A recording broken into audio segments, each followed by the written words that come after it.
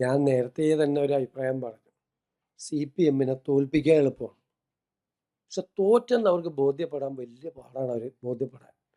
അതിന്റെ ഭാഗമായിട്ട് സത്യത്തില് ആ ചർച്ചയാണോ അവരുടെ ജില്ലാ കമ്മിറ്റികളിൽ നടന്നത്? നടന്നത് അതാണോ? ആ ചർച്ചയാണോ? ഈ പറഞ്ഞ കാര്യമാണോ അവിടെ ചർച്ച നടന്നത്? BJP UDF-ന് വോട്ട് ചെയ്തുകൊണ്ടാണ്. ഞാൻ മുഖ്യമന്ത്രിക്ക് മറുപടി കൊടുത്തല്ലോ നിയമസഭയിൽ.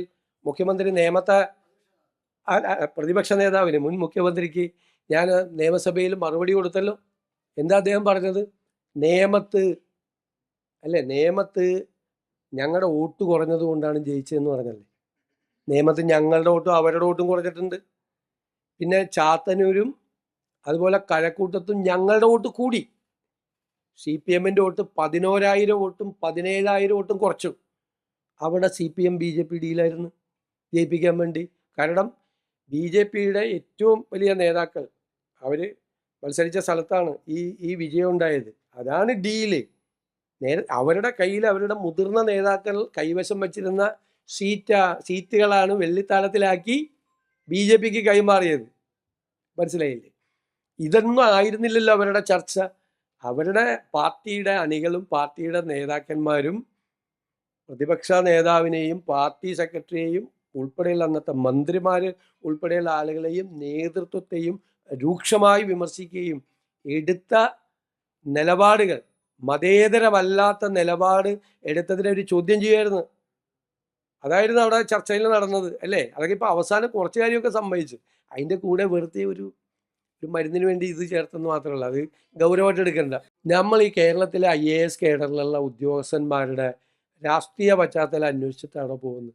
അദ്ദേഹത്തിനെതിരായി ഒരു നടപടി ഉണ്ടായിരുന്നു, 2 പേർക്കെതിരായി നടപടി ഉണ്ടായിരുന്നു. നിങ്ങൾ തന്നെ എന്നോട് ചോദിച്ചു ആ നടപടി പിൻവലിക്കുമോ എന്ന്. ഞാൻ പറഞ്ഞു അത് ഞങ്ങൾ പഠിച്ചുകൊണ്ടിരിക്കുകയാണ്. അവർക്ക് എതിരായി നടക്കുന്ന അച്ചടക്ക നടപടികൾ നിലനിർത്തിക്കൊണ്ട് തന്നെ സസ്പെൻഷൻ റിവോക്ക് ചെയ്തവരെ സർവീസിൽ വെച്ചു. ഒരു കാര്യം മനസ്സിലാക്കണം, കേരളത്തിലുള്ള സർവീസിലെ എണ്ണം ഭയങ്കര കുറവാണ്. ഒരുപാട് പേര് ഡൽഹിയിലേക്ക് പോയിരിക്കുകയാണ്. അവിടുത്തെ കമ്പൽസറി സർവീസ് ഉണ്ട് ചിലർക്ക്. അത് കഴിഞ്ഞിട്ടും അവർ കേരളത്തിലേക്ക് വരാൻ മടിക്കുകയായിരുന്നു വർഷങ്ങളായിട്ട്. ഇവിടെ പലർക്കും നമ്മൾ ചാർജ് കൊടുത്തിട്ട് അഡീഷണൽ ചാർജാണ് വേറെ പല വകുപ്പുകളിലേക്കും കൊടുത്തിരിക്കുന്നത്. സർക്കാർ വളരെ ബുദ്ധിമുട്ടിയിട്ടാണ് ഈ സെക്രട്ടറിമാരുടെയും സ്പെഷ്യൽ സെക്രട്ടറിമാരുടെയും IAS ഉദ്യോഗസ്ഥന്മാരുടെയും നിയമനങ്ങൾ നടത്തുന്നത്.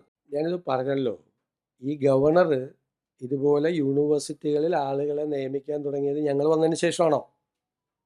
അല്ലല്ല, ഞാൻ എന്ത് ഇത്ര അസ്വസ്ഥത? ഞാൻ പറഞ്ഞു തീർത്തോട്ടെ. ഞാൻ തുടങ്ങിയുള്ളൂ മറുപടി. അങ്ങ് പറയുന്നതൊക്കെ ഞാൻ കേട്ടുകൊണ്ടിരുന്നു ഇല്ലേ, മുഴുവൻ കേട്ടുകൊണ്ടിരുന്നു. 4ാമത്തെ ചോദ്യമാണ് ചോദിക്കുന്നതെങ്കിലും ഞാൻ കേട്ടുകൊണ്ടിരുന്നു മുഴുവൻ. ഞാൻ പറയാൻ അനുവദിക്കണ്ടേ? അപ്പോൾ അത് യൂണിവേഴ്സിറ്റികളിൽ നിയമിക്കാൻ തുടങ്ങിയത് എന്ന് നിയമിക്കാൻ തുടങ്ങിയതാ? സിൻഡിക്കേറ്റിൽ എത്ര നിയമനങ്ങൾ നടത്തി? കേരളത്തിലെ എല്ലാ സിൻഡിക്കേറ്റുകളിലും എത്ര വൈസ് ചാൻസലർമാരുടെ പ്രശ്നങ്ങളുണ്ടായി? ഇതൊരു പുതിയ കാര്യമല്ലല്ലോ,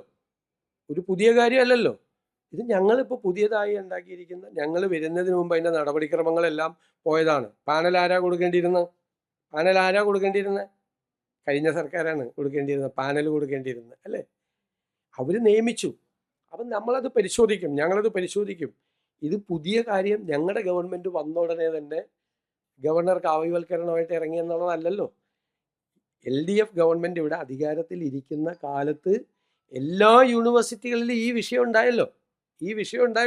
എല്ലാ വിഷയവും അതിൻ്റെ ഒരു തുടർച്ചയായിട്ടുണ്ടായ സംഭവമല്ലേ. സർക്കാർ അത് പരിശോധിച്ച് ഞങ്ങളെ കൊണ്ട് നിയമപരമായി എടുക്കാൻ പറ്റാവുന്ന എല്ലാ കാര്യങ്ങളും ചെയ്യും.